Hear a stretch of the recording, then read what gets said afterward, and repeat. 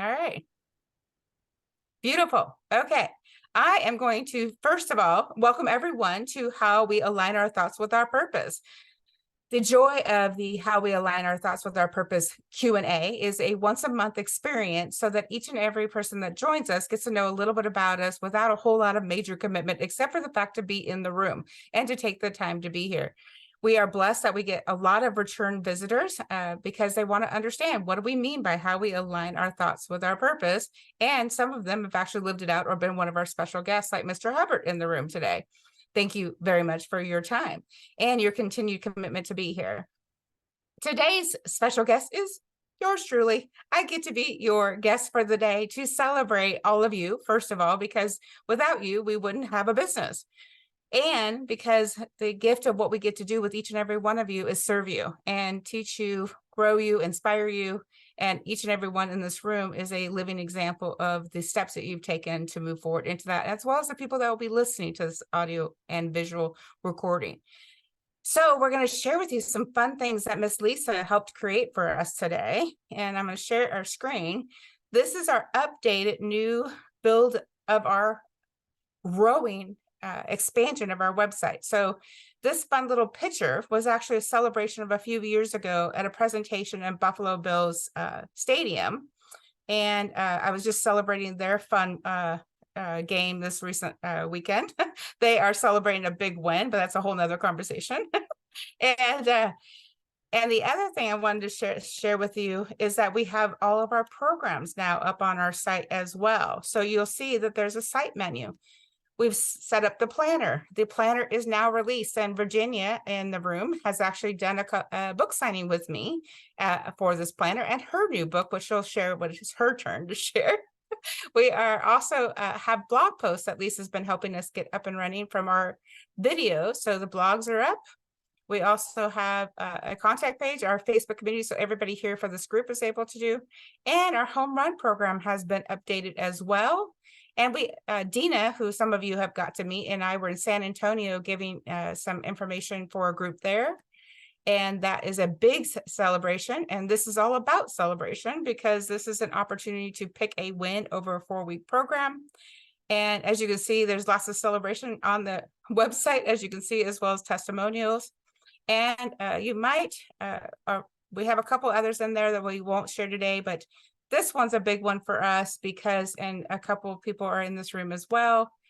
We have the Axiogenics tools, which are, we also have some tools that we're adding in for candidate assessments, team development, etc., that are part of our coaching programs. And we also have the assessment for every one of our programs.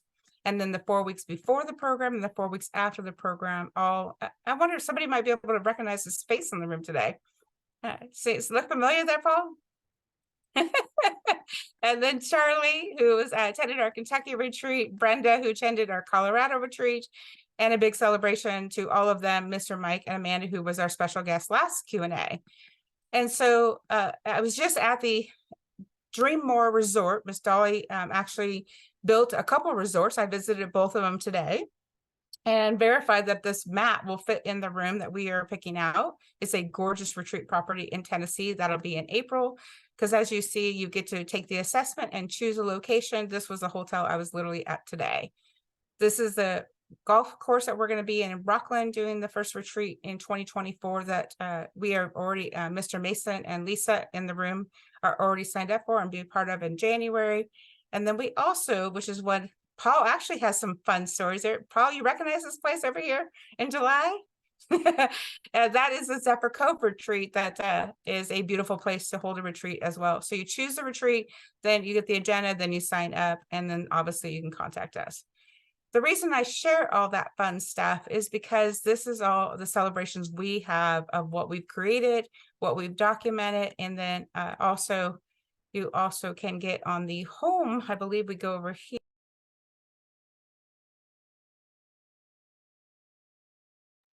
You're muted, April.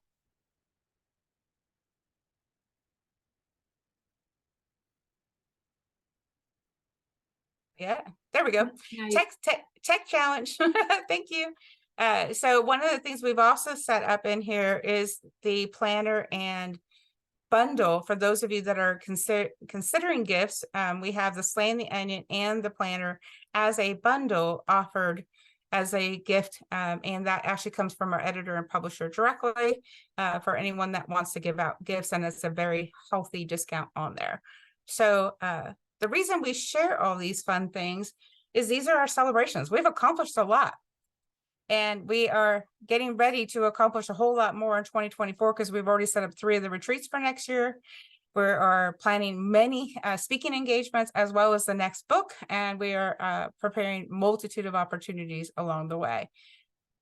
I know there's a lot to follow for you to celebrate or ask questions about. And the one last thing I'm going to add before I open it up to the whole group is the only way that that happens and why that planner is such a big deal is it's planned out. It's on a spreadsheet. It is detailed out of what has to happen. There's a multitude of things that have to go into that are purposely created to make sure that I can be in all those different locations, and the people that we invite can be part of the communities. And it's a commitment and a choice to build community. It's one of the recent homework assignments I was given was an opportunity to discover how the individuals come to us and what they are looking for. And believe it or not, those of you who have read the Slaying the Onion know about the Whole and Brave. Lisa, thank you for bringing up the book. And the Whole and Brave is and the planner. Great job, Mr. Mason. Thank you, Mike. The gift is creating brave leaders. The gift is being able to help people discover the experience they want to create. Mr. Hubbard, I have narrowed you down to our Twister Living Unlayered experience, and I'll let you share more about that as you're comfortable. The gift is choosing the leader you want to be, and we look to attract them. We look to fulfill that, inspire light bulb moments as the planner shares, as well as unveil the highest potential as the Slaying the Onion shares. So as you contemplate and ask questions today, what are the things you want to celebrate? What are the questions you have? This is an open time for you to ask questions to the group. This is an opportunity for you to get to know each other. Feel free to put your information in chat. This is a no-sell zone. It is an opportunity for community. So this is an opportunity truly to be part of a community that we are looking to build and develop of brave leaders. So who's ready to ask questions or share their celebrations? Lisa, you ready? I have a question. You said you backed up like a minute ago. You just learned how to bring people into you said something. You recall what it was? Oh, I was given a homework assignment recently about discovering how people come to us and create the experiences they want to create. And I'm totally shortening the homework assignment, yet I'm sure I can be commented on it otherwise.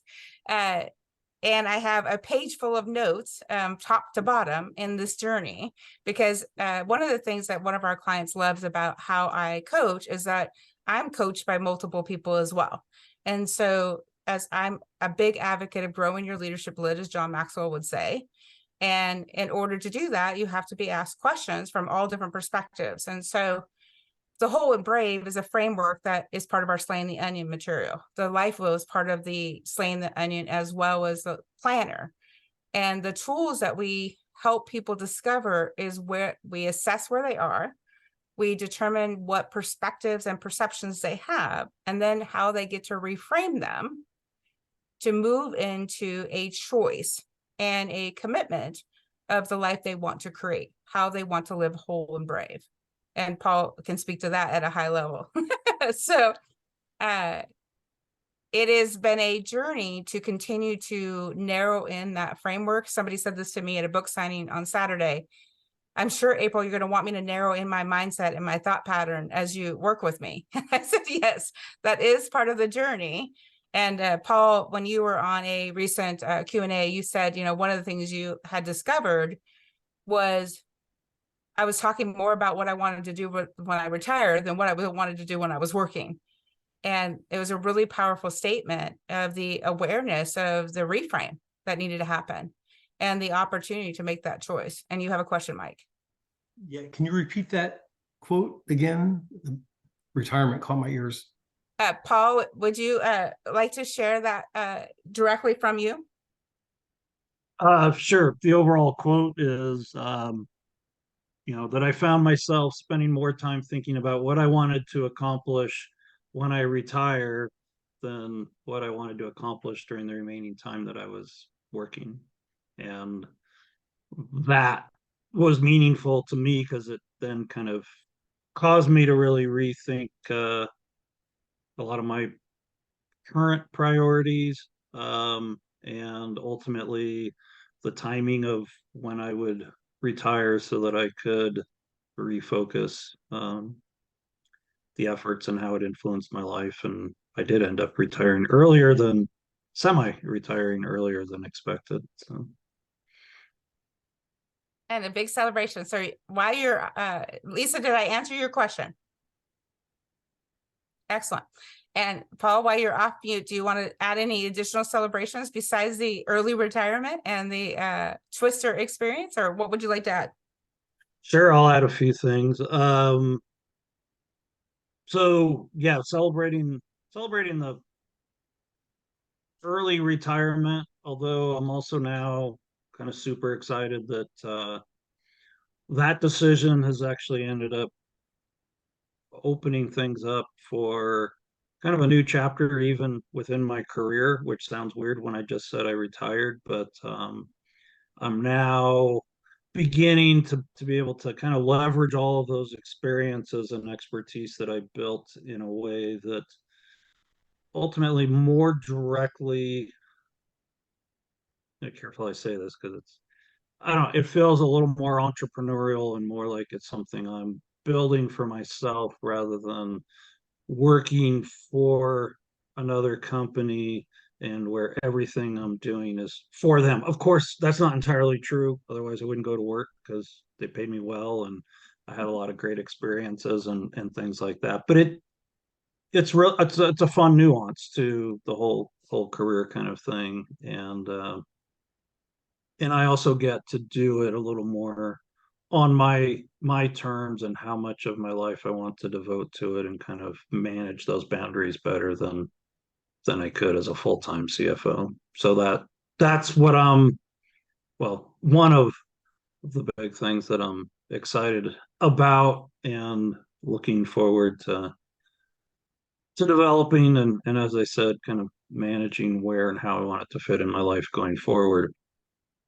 Which is kind of where my experiences with April comes in, and kind of getting back to the brave and whole Matt. Part of what I really appreciate about the program is its flexibility, and the ability to kind of mold it or use it, tailor it would be the probably the word I'm trying to find, to your needs and what kind of works and resonates with you, because a lot of the processes and stuff are pretty abstract for a lot of people as they're first getting into it. But I I kind of put my own twist, pun intended, on the whole and brave Matt, and changed up changed up the order, where ultimately I needed to touch four different spots all at the same time, hence the Twister reference.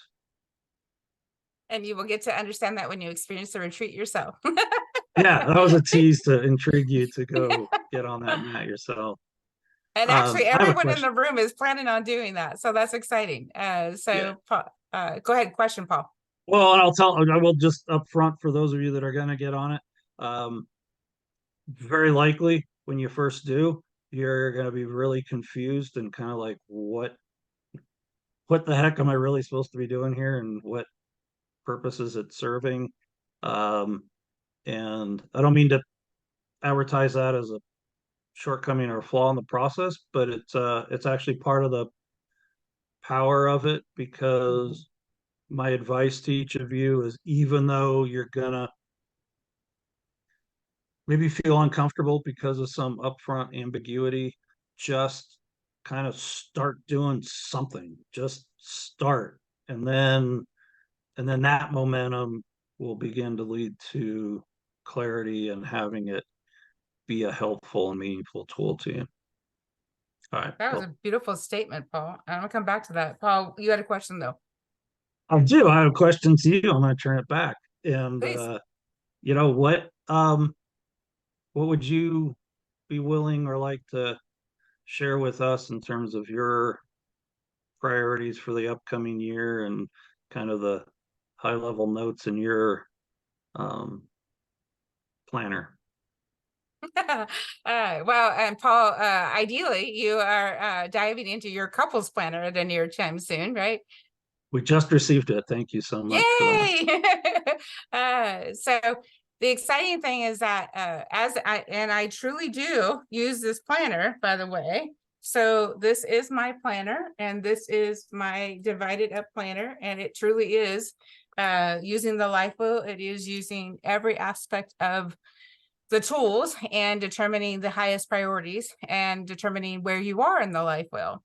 And it's beautiful question, Paul, because one of my other coaches asked me the same thing. What are your top 3 rocks, as you would know it from other tools, right? And number 1 for me is to create a very duplicatable process. So Lisa has been a great addition because we have literally reframed our business to be a very focused and narrow purpose. And when I first got into the coaching business many years ago, it was covering a lot of territory. And now we have really narrowed in our niche, if you will. So we serve faith and business leaders. So as you know, that's a still a pretty big market.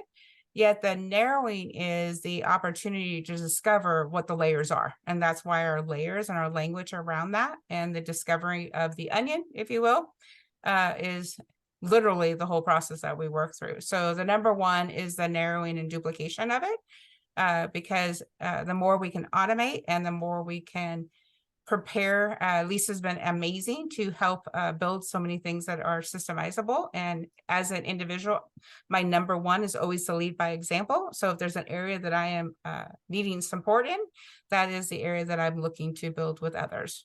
So that's number 1. Number 2 is to be on as many stages as possible to ultimately get to the number big stage that I'm working on.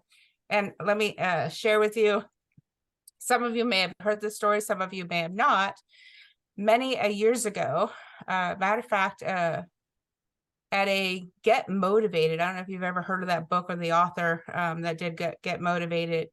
It was many years in Sacramento, California. I was at the Arco Arena at the time. It's called the Sleep Train Arena now, and if they keep that. But anyways, and one of my mentors and I were standing outside and we were talking, and another friend of mine comes over and says, "Oh, April, I totally see you as the MC on the stage." And my mentor turned to him and said, "Oh no, she will be the lead act." And that was a inspiring reminder to me that that is the ultimate stage. Although I'm going to work on many of the stages to get there, and that we realize that that's one of the biggest things that I can help find the people that we can help serve and find the people that are truly willing and committed to make that process happen. So personal development, which is business calling, as you all remember, and it is also business calling, personal development and business calling. And obviously the financial is the benefit of it to reach. The exciting thing is we've had very consistent years, and we'd like to 10 times that hopefully in this next year. Nice. So on the business perspectives, those are the top 3. Thank you for asking. I appreciate you. I appreciate you sharing it. I swear I'm not a commercial plant for you to I know. build those things. Just a huge fan, not a plant. So Well, and Paul, as a CFO, those are things that are always your curiosity, and something, as you are now a fractional CFO, correct? yes. And so your celebrations and your focus for 2024, is there any questions you want to open it up to the group with? Well, I gave you guys some glimpses of some of it. It is starting this new fractional CFO partnership with an accounting firm. I've already got about 3 or 4 different clients going. The fun part is the variety of things that they need my help with, and even just it's kind of fun to put it out there that you have some level of expertise or something to offer, and people actually want to hear about it. Um, and when you meet with them, they're like, "Yeah, I see how this individual can add value to their journey as a company." And many of them, similar to what you talked about, are in an early-ish development stage, or wanting to um, achieve more than where they are today, and see how I can help be part of that journey. And so that's really fun, and I'm really excited about that. One of the things that my wife and I have, she's been on this journey with me, with April as well, and we've even despite, or maybe because of 20 plus years of marriage and many, many more years together, um, we've fallen into some traps that a lot of couples do after getting that comfortable or that routine with each other, and we have things that we're working on together to get a lot more fulfillment out of our relationship as well. So I look forward to continuing that part of the personal development. I just want to say, um, the whole concept of um, uh, self leadership, or being so much more purposeful in one's life, is it can't be overstated, excuse me, enough, in terms of the importance of that. Some people I've observed in life, they've got it, they do it right, but so much of us kind of let life dictate what life we lead, instead of the other way around. And developing the tools to do that, as we've begun to do, is super exciting. There's so many things, Paul. I'm gonna open it up. Is there any other questions you want to put to the group? No, I'm gonna let other people talk, because I'm really bad at sometimes dominating things. So, Well, Paul, you inspire each and every person in the audience and listening, that even after 20 years of marriage, even after decades in the career field, you can experience something new, and you can create a life that you truly want to live. And that's what you're talking about, is the choices you make, the thoughts you have, and how you teach yourself to address those thoughts are important. And you're still willing to do that.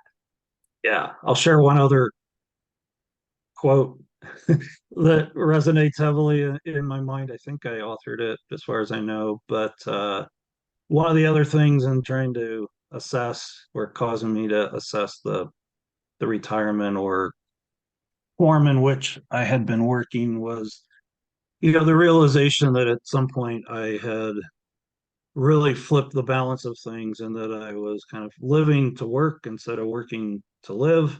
Um, and so now I'm kind of making sure that the work that I do is occurring in order to support and enrich my life, as opposed to the other way around.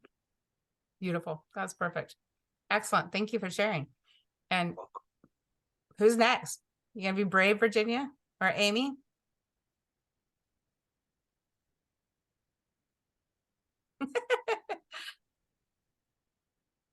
Okay, This you're is on off mute. the.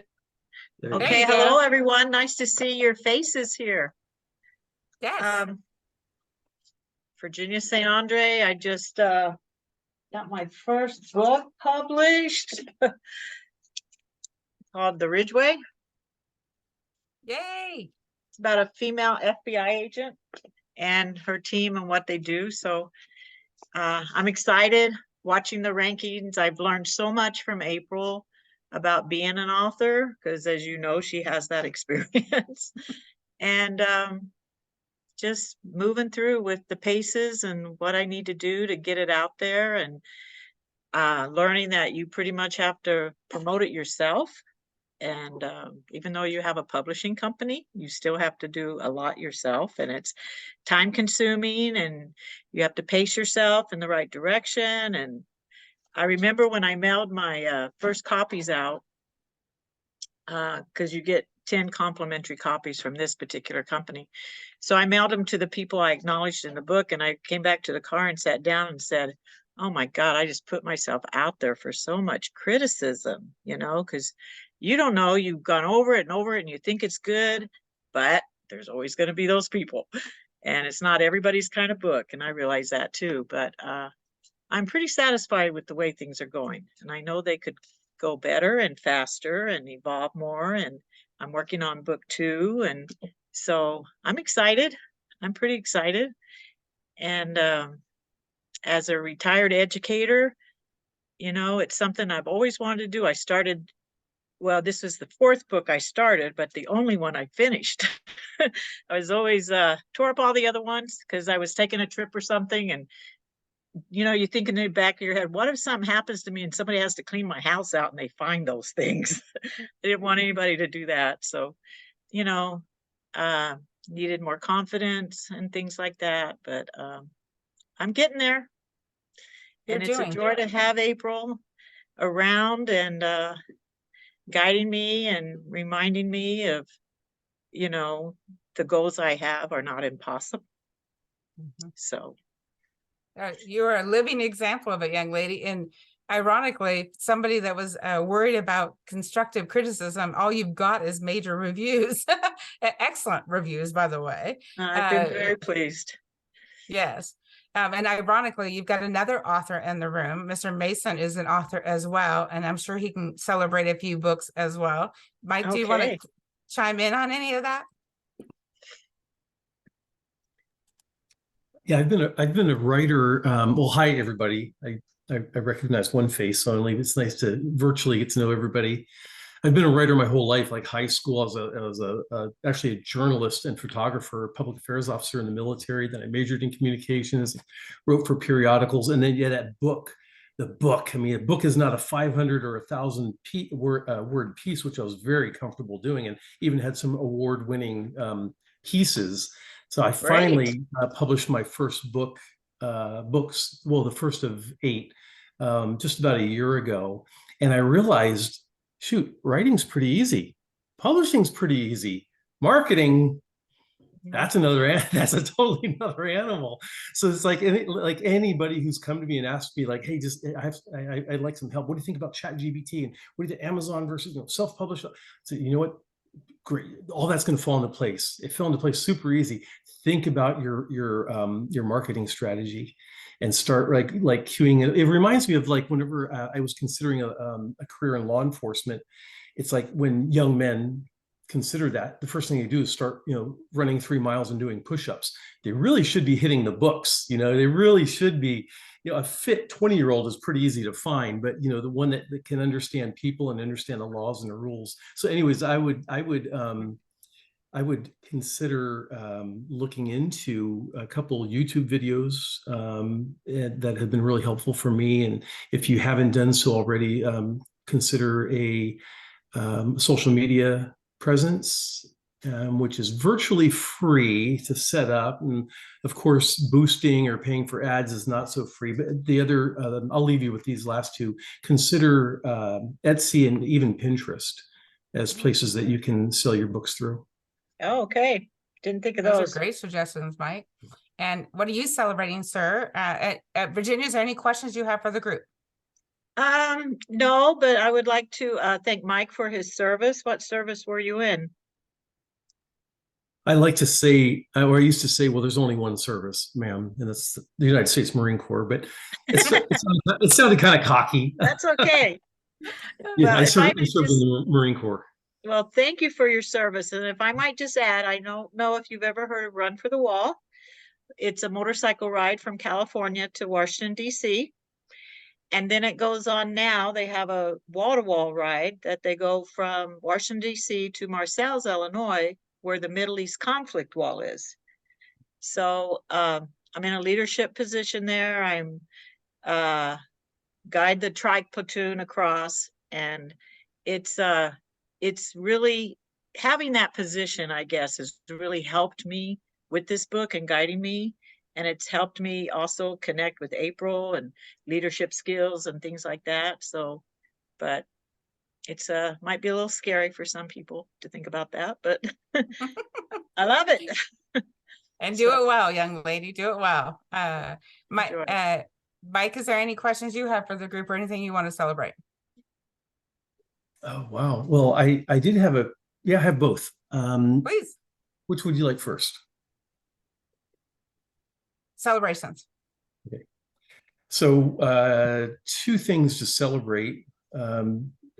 And working with April and reading through Slaying the Onion, somehow I stopped looking for like the reasons or the pattern. It's, you know, it happened, it came to me, and I'm grateful for that. So in reading the book and working with April one-on-one, I discovered, actually, I'll say this, and if I can briefly describe the movie that I shared with you, April, the movie The Natural. It came out probably in the mid 80s, I'm guessing. Robert Redford was a baseball player that probably took place about 100 years ago. I mean, I might not be exaggerating and say it took place in the 20s or 30s. I may be off on that, but it was an era before social media, which is kind of important. And maybe our morals were a little tighter 100 years ago than they are now. He shows up out of the blue as a 35 plus, maybe even 40-year-old aging athlete, and they recruit him to help this team lose because there was some financial gain to be happening with this team losing. But instead, the guy's cracking home runs and he's inspiring the other players around him and all this stuff. And they're like, what's going on here? This guy's a has. Well, it turns out he was a great player, but he got shot in a hotel room with a girl. And those pictures resurface as the end of the season as the season's coming to an end. Those pictures surface. And they like bribe him. Well, first they say, look, hey, we're just gonna, here's $10,000 or $20,000, throw the game, money's all yours. He comes back in with the envelope and says, nope, I plan on swinging away. And I was like, oh, wow, what a great metaphor for life. I plan on hitting away. It's just coincidentally, you know, April has the home run program, which is kind of neat. He goes, I plan on swinging away, or I plan on hitting away. And I took that as a metaphor for life. And also I kept thinking about all the freaking hiccups in my life and all the shackles I put around myself because of, mostly with me, it's mostly guilt and shame. Not so much doubt, not so much fear. I learned to overcome those, but it was a lot of guilt and shame. And when I started thinking about it, I go, why am I feeling guilty or shameful about this petty blank stuff? Well, in the movie, as he returns the envelope, the $10,000 or $20,000 in it, and he says, I plan on swinging away, the metaphor for life, the guy reaches into his desk. And I'm thinking that guy is symbolic of either, whatever you want to look at it, like the devil, or maybe your own ego, survival ego. And he goes, you forgot about something, your past. And he holds up the pictures of him in the hotel shot. And he's like, that pivotal scene in the movie, and Robert Redford looks at it. I remember watching it for the first time going, oh, they got him. And the most powerful line in the movie came out of his mouth right then, as that guy's holding up and saying, your past is right here and you're ruined, without saying it. You're ruined, you're done, your history. Robert Redford, Roy Hobbs, the character, looks at him and goes, I don't care. Pick up the phone, call. I don't care. I'm swinging away. And I'm like going, wow. Now, if what a great metaphor again for just like, look at our past. And let's just assume that restitution that doesn't need to be paid in some energetic or financial form. Let's just say it's just shame and guilt or fear or doubt from the past. And just to be able to like say those three words, I don't care. So I hammered that out with April, and I've been doing a lot of I don't care. And it's ironic because as I've gotten older, I've learned to care more. But as I've gotten to this point, I realize it's okay. I can say I don't care about the things that don't matter. And that leaves me open to care more about the things that do. Now that's all conjecture, creative thought. You know, I'm not wrapping a story around this right now, but it really is freeing. It almost feels like, you know, the chains are just getting ripped off, or, you know, the Superman peeling away his coat and shirt and tie and going, all right, now let's go enjoy, let's go make a difference. So that was my illustrative way of saying where I was and where I am, even from just a couple of weeks ago, feels so different. So April, thank you. Thanks for being a good listener. Thanks for giving me the platform into which I was able to self-discover, and then giving me the ability to bounce it off of you and get some framework out of that. I had a couple other celebrations, but I think I'll stop with that one, because that one feels good enough. All the other, it overshadows the rest. And Good after is that, a good thing. what's that? I said, good is a good thing. What is a good thing? Yes. Yes. This one feels great. I did have now after that dissertation, I did have a practical question for you. And Of course. now having both books in my hands and having read the Slaying the Onion, and you perused your website, and I am coupling that with the different programs you have, are both books designed to be used with all of your programs? They are. Do you mind elaborating on that? Oh, please. So Slaying the Onion, ironically, and what we discovered and why we're writing the next book before the fourth book, Slaying the Onion was developed out of the long version of the home run program.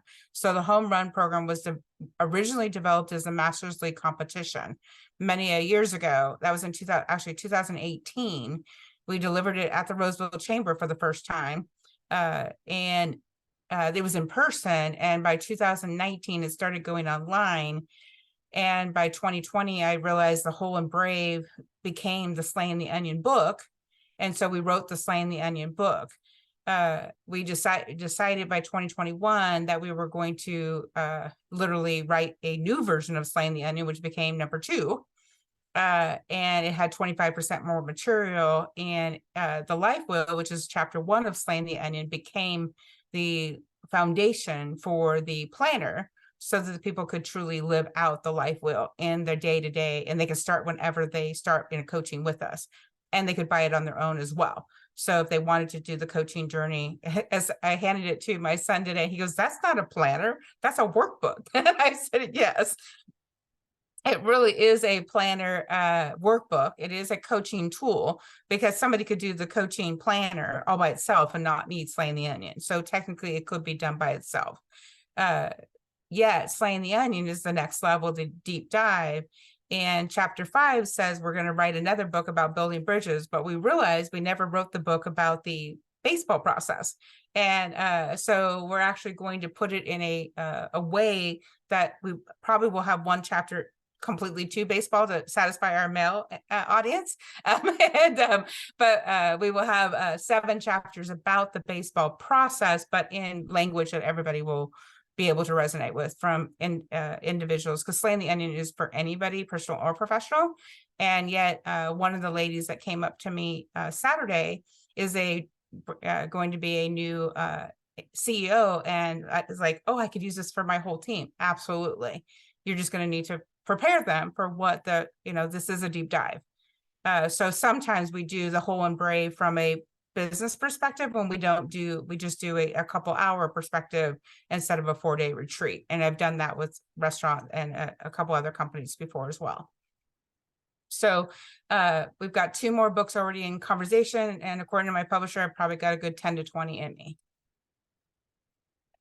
That may be, the rest of my life, but thank you for asking. And the gift for the authors in the room, I attended a writing retreat, and a gentleman got up and spoke at the ending. And anybody that's been to any type of retreat, your ending speaker has to be really good, because you want them to stay, right? And the gentleman is probably one of the best writing speakers I've ever heard so far. And it was my first retreat at a writing conference. And I'm going to stereotype his conversation. He said, there are too many people, and the way he did a whole elevator conversation, etc. But really, and what he really came out and said is everybody's got a book inside of them. Some of them take it to their grave. Some of them decide to be brave, like Virginia said, and put it out there and let everybody read it. And Mike, you've done that as well. And some people, it's not their call, and that's okay too. So the gift is, and as I get told over and over again by multiple people, the willingness to be raw and authentic and vulnerable gave everybody else the opportunity to do so as well. And so I love the planner. It's thick and a lot, but it is a tool. So thank you for asking. Any other thoughts or questions, Mike? Did we answer your question? Beautiful. Amy, are you able to come off mute, or is there anything you want to share or ask? No, I'm good. Awesome. Thank you for joining us, and hopefully you're anything that stood out for you on any of the things you've heard today. Oh, she's on mute again. Miss I'm not an Lisa. author. My stories don't compare to any of yours.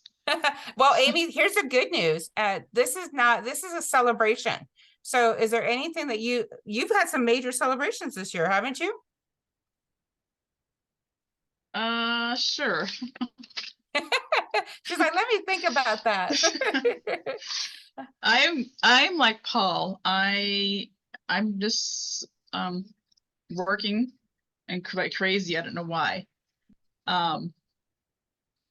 So I have not put my goals for 24 together yet. Okay. So I'm recently divorced from a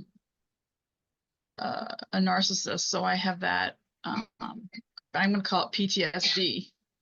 So I just want to keep myself busy and not want to focus on my life. Hmm. And I've also become a sugar addict. So my health goals and my eating has just kind of went by the wayside because I can, you know. So before I always had to have a meal because I was always the meal preparer. So I always had to have a meal ready. So now I don't have to have that. So just eating junk isn't that been the best for me. So 2024 has to be a, or will be a better, you have to be a better year for me. Amy, thank you for being so vulnerable. It's not easy. There's quite a few of us that have been through divorce in this room. And yes, right? Everyone in the room has been through divorce, Amy. And as some of you have got to read, I've got a few extras on you, I think. But not that we want a competition in it. There's not I remember an individual said to me, I couldn't have handled the first time. How'd you manage it as many times as you did? I said, it's a recovery process. It is a day-to-day recovery process. And one of the things, Amy, we teach is the concept, and by the way, I would always recommend a counselor, a divorce care recovery group, all that stuff like that. They are amazing. They're powerful. We also teach that relationships are value relationship exchanges. And so when you have relationship exchanges and you're not giving or receiving value, everybody's paying the price, right? And so, Amy, as you're contemplating what your 2024 goals are going to be about, your opportunity to determine how are you giving and getting value. Something to think about for your 2024 goals. One of the things Paul talked about early on is that value conversation. And Paul, if you'll allow me, I'm going to have the conversation about the shovel. Is that okay? Thank you. You shared it in a previous group, so I thought I had permission, but I was verifying. Well, I'm very proud of how I've decided to start using shovels. Yes. That's Or not use them. Or not use them. So Amy, Paul shared, and you might have listened to a previous group where he didn't realize when he was on the mat, he literally was picking up a shovel and literally digging his own trench with his wife. And just over and over and over again. And actually both of you, both had moments of picking up the shovel as well. And in relationships, you don't realize how you can pick up a shovel and dig yourself your own little grave and wonder why you keep falling in and you keep falling in. And more often than not, our opportunities to recognize that every one of us have contributions. And Amy, the most important relationship you have with yourself right now is you, and how you contribute your own value, how you give. The way I like to say it is the juice box. I think, Amy, you've heard me say this before, is everybody is going to take out of your juice box. Your opportunity to decide what you do to put juice back in it, and how you get to choose how you get that value. And that's what Paul said. The self-leadership program helps people reframe their thought patterns so they choose value for themselves, and which thought patterns are serving them and which thought patterns are not. And that's why. And Paul, I got to visit Robert Hartman Institute, and I'm going again on Wednesday, and the material and the research is amazing. I mean, from 1947, 1957, I mean, they actually had a whole meeting for society about value. And Robert Hartman and Abraham Maslow were in the same room speaking with a whole bunch of major brains, determining how they built these tools. And the research is over 100,000 documents, then some. And I just got to touch a few of them. It was intriguing as all get out. It was really, really cool. So Can I Please. add just a couple things for Amy? Well, first, as April said, thank you so much for being vulnerable when you were first talking. I could kind of, sense that you weren't quite ready to share certain things, but then I felt you go ahead and take that leap and explain some things that you have going on in your life. And wow, congratulations for that. That was huge, and I suspect a really big moment for you. And not to make light of your divorce, but I feel like in your situation, and I admit I don't know you that fully, but I want to say congratulations if that's hopefully not inappropriate, but because based on what you used to describe your husband and the impression you gave of the situation, it needed to change for you, and you're making that happen. Divorces are horrible and ugly to go through, but the exciting part for you is you can frame it as this huge opportunity that you have. You've already begun to do that when you were talking about 2024 and starting to kind of think about some of the things that are going on with you today that you want to change in order to have the most fulfillment in your life that you possibly can. Um, April's ringing in the back of my head hard in terms of my suggestion or thought for you.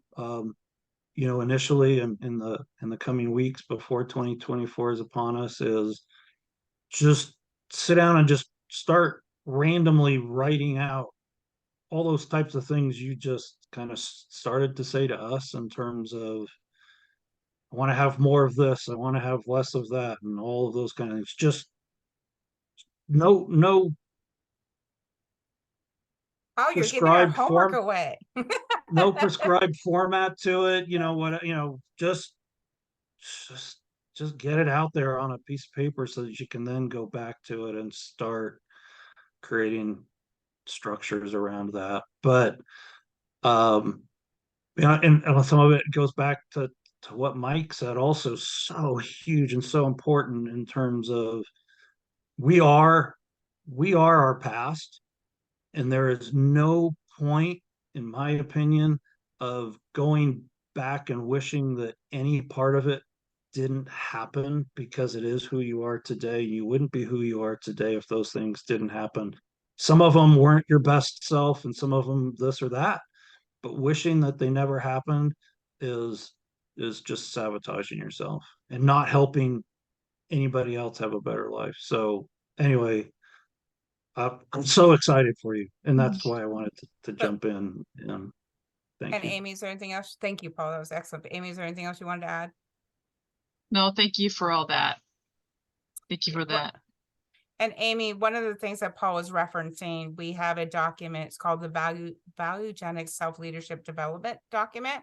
And it is choosing a goal and then what you want to be more and be less of. And there's a whole the self-leadership program that Dina's giving you some insight into is the tool that we use before and after the retreat to help you start reframing that. And Lisa, who is also one of our advocates and support teams, is a grief recovery and a divorce recovery coach.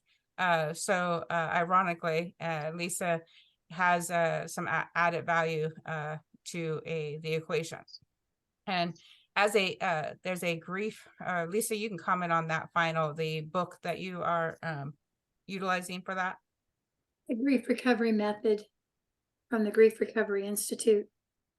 They have a whole program in walking through the loss of a marriage, the loss of a lot of things. And it is moving forward. And just like everyone has said, it's not what happened to us, it's what happened for us. And coining Tony Robbins. But yeah, I hear you, Amy, and I think we all did. But you're not alone. Yeah, And, I took a grief support group at our local church, and I realized there that I went there for the death of my mom, and my ex-husband didn't let me grieve that, because he's like, so she died we buried her on a Friday, and I was back to work on Monday, and he just said, you know, close that chapter and move on. So I never, all those years, it took me 4 years to deal with that. So all those emotions were just buried deep inside me for all those years. So Can I say something, April? of course. Amy, I just lost my mom this year, and I can't imagine not grieving, and I still am. But there's just a beautiful way. To me, there's a foundational grief that needs to be healed before we can move forward. And I'm working on healing my foundational grief of losing my mom. And I've started the process, but that's a core relationship I think needs to be worked on before anything else. And how exciting to honor your mom. So I'm just saying that I'm here and I understand. That's a blessing of community, Lisa. And that's a beautiful way of wrapping up our celebration today, because one of the things that we say in Slaying the Onion is that we can take our crap and let it be crap, or we can make it fertilizer. And as Mike said, we get to the place where we don't care, right? We get to the place where we truly understand that this is our story and our testimony and our ability, like Lisa just did. I resonate, I share, and in community, we also tell people we are coaches. We help people move forward. We are not individuals that go backwards. That's a whole nother agenda. So as you're looking at 2024, here's the exciting thing. We are literally weeks away from a brand new year. And what we love, every day we get a brand new slate. So every hour, every minute, we are blessed with the gift of a new day, a new moment, a new choice, a new perspective, a new perception. And how you apply that every day is a choice. And so I'm going to leave you with a beautiful question from our self-leadership program. What choice can I make? What action can I take in this moment that will create the greatest net value? Net value means all people considered, including myself, pros and cons, short and long term. That is a very idealistic question. Yet, when you narrow it down, and many of our clients have learned, including Paul has mentioned earlier, when you really understand that how your brain determines value, and this is hundreds of years of research, we intrinsically, extrinsically, and systemically, and how you meet other people where they are and how they're determining value will impact how you live out your values, what experiences you create, and what results you create in that process, which is how you get to experience the life you want to live. Isn't that interesting how it all comes back around?